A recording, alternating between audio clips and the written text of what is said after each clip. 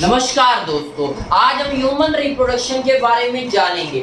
आप बोलोगे sir human reproduction के बारे में जानना क्या है? इसे तो हम सारे जानते हैं, आप जानते हो, लेकिन एक अच्छे तरीके से आप अधूरा ज्ञान लेकर बैठे हो, तो उसे अच्छे से पढ़ेंगे। आप कई थ्योरीज ऐसे लेके बैठे हुए हो जिसके बारे में कुछ पता ही नहीं है आपको, तो इस चक्कर में आज का यूथ क्या होता है, नीम हकीम के चक्करों में पड़ जाता है। तो उसे अच्छे से ज्ञान देने के लिए हमारी गवर्नमेंट ने खुद इसे इंट्रोड्यूस करवाया है हमारी एनसीईआरटी में 12th क्लास की। तो आई होप आपको समझ में आ रहा होगा कि क्यों हमें ये चैप्टर पढ़ना जरूरी है अवेयरनेस के लिए। और जो लोग हमारी वीडियो को सिर्फ जनरल पर्सपेक्टिव से देखने आ रहे हैं उन्हें भी बहुत कुछ जानने को मिलेगा। अच्छा, आज हम शुरुआत करते हैं। तो जो बच्चे पहले ह्यूमन रिप्रोडक्शन पढ़े होंगे उसको देखते ही बोर्ड पे लिखा होगा, देखो meiosis, mitosis, gametogenesis, haploid, diploid. तो आप लोगों के दिमाग में ये आएगा कि सर हमें तो पहले हैप्लॉइड डिप्लॉइड यानी सेल डिवीजन का चैप्टर पढ़ के आना चाहिए था। इस चैप्टर को पढ़ने के लिए तभी और अच्छे से सीखने को मिलेगा। तो देखो, जो बच्चे पढ़ के आए हैं अच्छी बात है, और जो नहीं पढ़ के आए हैं उन्हें भी टेंशन लेने की जरूरत नहीं है। क्यों? हम शुरुआत करेंगे स्टार्ट फ्रॉम जीरो। हम हमेशा स्टार्ट करते हैं जीरो से। अगर आपको नहीं पता उस चीज का मतलब बताएंगे जो चीज वहां काम आ रही है। ये नहीं कि पूरा चैप्टर पढ़ा देंगे, पूरा चैप्टर पढ़ाते वक्त ही पढ़ाया जाएगा। लेकिन अगर मेरे को लगा कि हाँ इस चीज को आपको बताना चाहिए तो मैं पुराने कॉन्सेप्ट वापस रिवाइज करवा दूंगा। लेकिन आपको डाउट नहीं लगेगा कहीं पर कि हाँ मेरे को हैप्लॉन्टिक का मतलब समझ में नहीं आता तो उस वजह से कहीं रह गए, तो इन सब का आपको डाउट नहीं रहेगा, ये श्योरिटी रख लो। तो शुरुआत करते। देखो, ये चैप्टर पढ़ाया भी नहीं जाता स्कूलों में। क्यों नहीं पढ़ाया जाता? बोलते 95% टीचर तो बोलते घर से ही पढ़ के आ जाना। उन्हें लगता है कि यार हम पढ़ा रहे हैं, सारी बातें तो पढ़े जानते ही है बच्चे, और कुछ ऐसी बात मुंह से निकल गई जो नहीं बोलना चाहिए तो बच्चे उन्हें जज करने लग जाएंगे। तो ये सोचते यार क्यों ये इतना लोचा पालना, बोल देंगे बच्चे पढ़ जाना, तो ये बोल देते आप घर से पढ़ लेना ह्यूमन रिप्रोडक्शन के बारे में। लेकिन ये बहुत इंपॉर्टेंट टॉपिक है। क्यों? क्योंकि ये डायरेक्टली हमारी लाइफ से रिलेट भी करता है, हमें एक्साइटमेंट है ही है। और अगर ये बायोलॉजी का कोई एग्जाम आ रहा था जैसे नीट का एग्जाम, तो उसके अंदर पहले तो ट्रेंड में था 2 से 3, अब 4 से 6 क्वेश्चन लगभग इसके बारे में ह्यूमन रिप्रोडक्शन से उठा के पूछे जा रहे हैं। कंपटीशन देने वाले बच्चों के लिए तो ये मोस्ट इंपोर्टेंट टॉपिक हो जाते हैं। क्यों? क्योंकि भाई उनके लिए तो एक एक नंबर मैटर कर जाता है, और यहाँ तो 4 से 5 क्वेश्चन आ जा रहे हैं, तो ये तो जरूरी टॉपिक है। तो आप कृपया पढ़ना ध्यान से, एक्साइटमेंट बनाए रखना, और मैं भी कोशिश करूंगा इस तरीके से पढ़ाऊं कि आपको ये ना लगे कि चैप्टर में कुछ बोरिंग टाइप का। आप हर चीज़ों को ध्यान से देखना और अपने को कनेक्ट करना। सीधी बात है, आपको हमेशा की तरह इस बारे में मजा आएगा, बस आपको ध्यान से देखना है। तो स्टार्ट करते हैं वीडियो। आज पार्ट 1 कवर कर रहे हैं। इसके अंदर हमेशा जीरो से स्टार्ट करूंगा मैं, ये बात भी याद रखने वाली। स्टार्टिंग में बस कुछ आज बस इतना समझ में आएगा आपको कि रिप्रोडक्शन है क्या। थोड़ी सी चीज अगले चैप्टर में हम थोड़ा सा एडवांस करेंगे, फिर और एडवांस करेंगे, तो सीखते जाओ। इंपॉर्टेंस क्या है? मेडिकल एग्जाम जैसे नीट का एग्जाम होगा तो 2 से 3 पहले आता है, अब 4 से 5 क्वेश्चन आने लग गए हैं। ठीक है, why it is given in our syllabus. Sir human reproduction के बारे में तो हम जानते हैं, तो ये सिलेबस में क्यों दिया गया है? क्योंकि this chapter directly related to you, आपसे रिलेट करता है ये चैप्टर। यानी आप क्या हो? यूथ हो। और यूथ क्या है? यूथ क्या है? आपने यूथ के बारे में बहुत कुछ सुना होगा कि youth have the power to make or break the society. Society के को बनाने या बिगाड़ने की पावर यूथ के पावर होती है। यूथ सोसाइटी है क्या? नेशन, यानी कंट्री को यानी नेशन को, देश को बनाए रखने के लिए हमारा यूथ बहुत इंपॉर्टेंट है। और यूथ अगर गलत डायरेक्शन में जाएगा तो सोसाइटी बर्बाद होने लग जाएगी।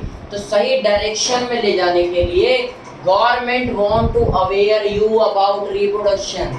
आपको रिप्रोडक्शन के बारे में अवेयर करवाना चाहती है हमारी गवर्नमेंट। इसलिए आपको ये एनसीईआरटी के सिलेबस में दिया हुआ है कि कई बच्चे सिलेबस में नहीं होता तो आप लोग नहीं पढ़ते। सिलेबस में आपको पता क्वेश्चन पूछे जाएंगे तो जबरदस्ती ही सही, लेकिन आप पढ़ोगे और कहीं ना कहीं सही डायरेक्शन आपको मिलेगी इस चैप्टर से। एज अ टीचर मेरी रिस्पॉन्सिबिलिटी है कि मैं आपको पढ़ाऊं प्रॉपरली, लेकिन साथ साथ इसे कनेक्ट करता चलूं कि हमारी रियल लाइफ में कैसे ये कनेक्ट करती है।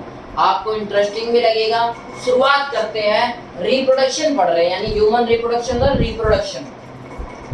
रिप्रोडक्शन नाम से ही समझ में आ रहा है, री मतलब दोबारा, प्रोडक्शन मतलब प्रोड्यूस करना, यानी उत्पन्न करना। तो री मतलब दोबारा उत्पन्न करना, यानी अ बायोलॉजिकल प्रोसेस, एक बायोलॉजिकल प्रोसेस है इन विच, जिसमें क्या होता है, एन ऑर्गेनिज्म, एक organism gives rise to young once.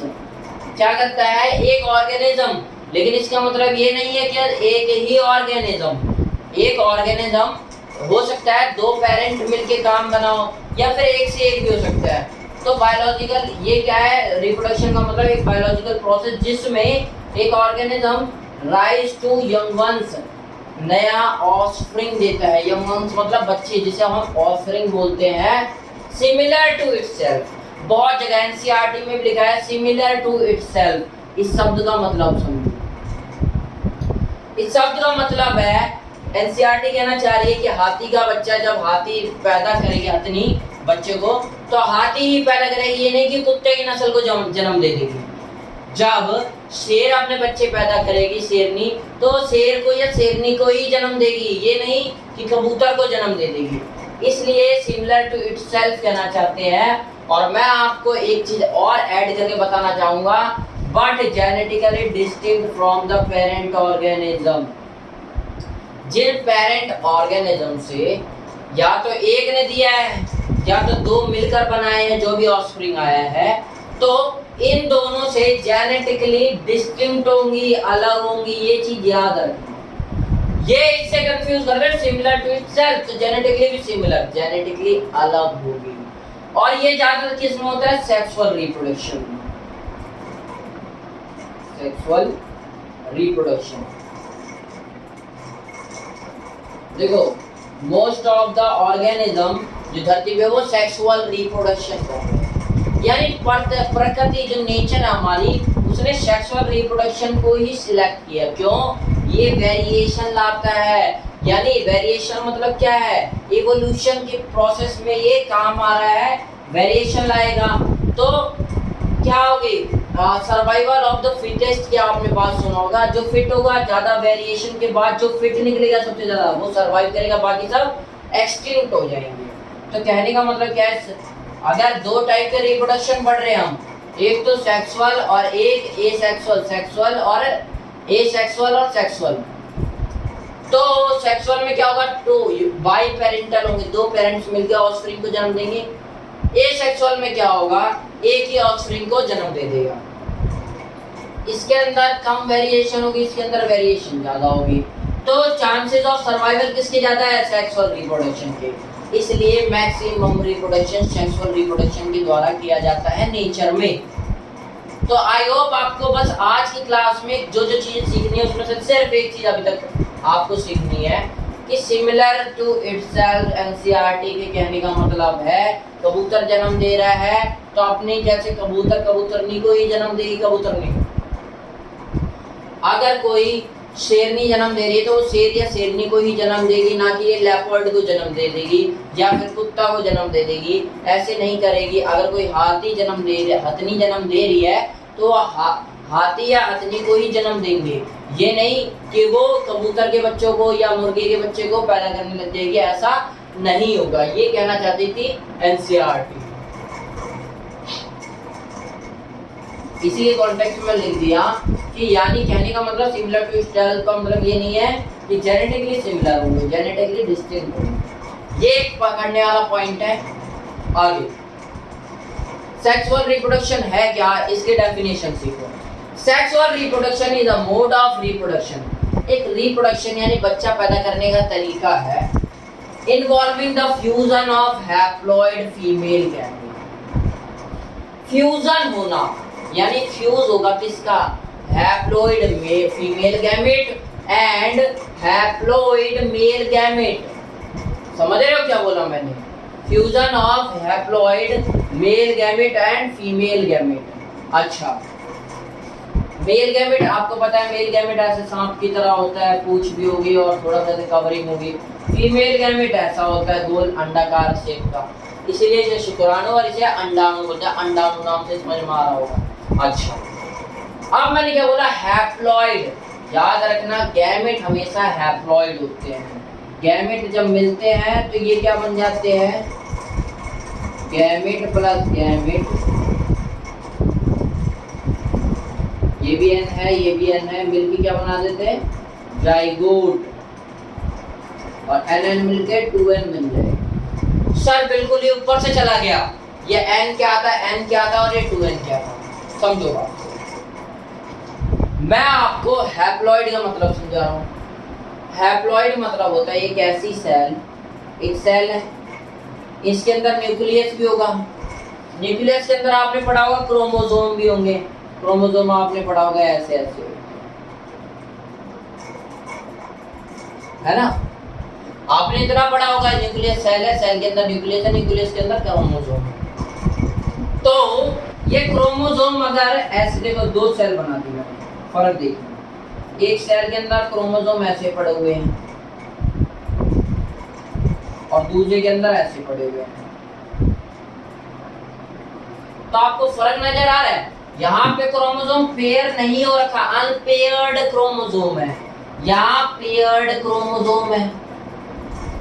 तो जो अनपेयर्ड क्रोमोसोम है उसे हैप्लॉइड सेल बोलते हैं, और जो पेयर्ड क्रोमोसोम है उसे डिप्लॉइड सेल्स बोलते हैं। डिप्लॉइड मतलब दो, डिप्लॉइड 2 यानी पेयरिंग हो चुकी है। हैप्लॉइड मतलब जिसके अंदर क्रोमोसोम सिंगल हो, डिप्लॉइड मतलब जिसके अंदर डबल। अच्छा, आप समझना, फ्यूजन ऑफ हैप्लॉइड गैमेट। देखो गैमेट भी दो टाइप के होते हैं, एक तो फीमेल का गैमेट और एक मेल का गैमेट। जो फीमेल का गैमेट होगा उसे क्या बोलेंगे हम, एग सेल। और भी अलग अलग नाम है, अभी आप समझो एग सेल, जैसे हम हिंदी में अंडाणु बोल देते हैं। और मेल का जो गैमेट होगा उसे क्या बोलेंगे हम, स्पर्म सेल। कई बार मैं पढ़ा देता हूँ बच्चों को स्पर्म सेल और एग सेल, तो वो क्या करते, बोलते सर स्पर्म तो भाई इस तरीके का, ये सांप के तरीके से, इसके अंदर क्रोमोसोम कहाँ है। तो वो चीजें मैंने आपको दिखाई है। स्पर्म पूरा सेल है, क्या ये सेल है, और सेल के अंदर न्यूक्लियस है। यहाँ पर एक्रोनीम नाम की लेयर होगी, मैं आपको डीप में पढ़ाऊंगा, अभी समझो। इसके अंदर एक न्यूक्लियस होगा, न्यूक्लियस के अंदर क्रोमोसोम होंगे और क्रोमोसोम अनपेयर्ड होंगे, पेयरिंग नहीं हुई होगी, ठीक है। अच्छा, सेक्सुअल रिप्रोडक्शन का मतलब मोड ऑफ रिप्रोडक्शन, एक ऐसा मोड ऑफ रिप्रोडक्शन है इन्वॉल्विंग जिसके अंदर क्या होता है, फ्यूजन होती है किसकी, हैप्लॉइड फीमेल गैमेट की और हैप्लॉइड मेल गैमेट की। फीमेल गैमेट का नाम स्पर्म एग सेल, स्पर्म किसका नाम है, मेल गैमेट का नाम sperm cell, resulting in the formation of diploid zygote. अच्छा, बहुत अच्छा सवाल है, छोटा सा, आप लोगों को शायद पता हो, ना भी पता हो तो पता चल जाएगा। Fusion of male gamete and female gamete हो रहा है, तब जाके जाइगोट बन रहा है। तो ये जो फ्यूजन हो रहा है, इस प्रोसेस को क्या बोलते हैं, इस प्रोसेस का हम एक नया नाम देते हैं। अब नया क्या, पुराना, ये पुराना है लेकिन आपको पता होना चाहिए, फर्टिलाइजेशन। इसके बारे में भी, इसके इवेंट के बारे में भी डीपली डिस्कस होगा। अभी आप समझो कि मेल और फीमेल गैमेट जब मिलेंगे तो जाइगोट बनेगा। इस प्रोसेस को ही जब सेक्सुअल रिप्रोडक्शन कहते हैं। अब देखो, फीमेल गैमेट मिलेगा और मेल गैमेट मिलेगा, तो सिंपल सी बात है ना, फीमेल गैमेट फीमेल से मिलेगा, मेल गैमेट मेल से मिलेगा, तभी तो उसे मेल गैमेट फीमेल गैमेट बोला गया। यानी सेक्सुअल रिप्रोडक्शन क्या होती है, मेल और फीमेल दोनों की जरूरत है। तो इसे हम बाई पेरेंटल बोल सकते हैं, यानी यहाँ पेरेंट कितने होंगे, 2 पेरेंट होंगे। ए सेक्सुअल रिप्रोडक्शन में एक ही पेरेंट काम आ जाता है अपने ऑफस्प्रिंग को देने के लिए, तो उसे यूनिपेरेंटल बोलते हैं। और ये प्रोसेस क्या है, बाई पेरेंटल। तो हमें समझ में आया ह्यूमन रिप्रोडक्शन क्या है, आप सबको होता है सेक्सुअल रिप्रोडक्शन है, जिसके अंदर मेल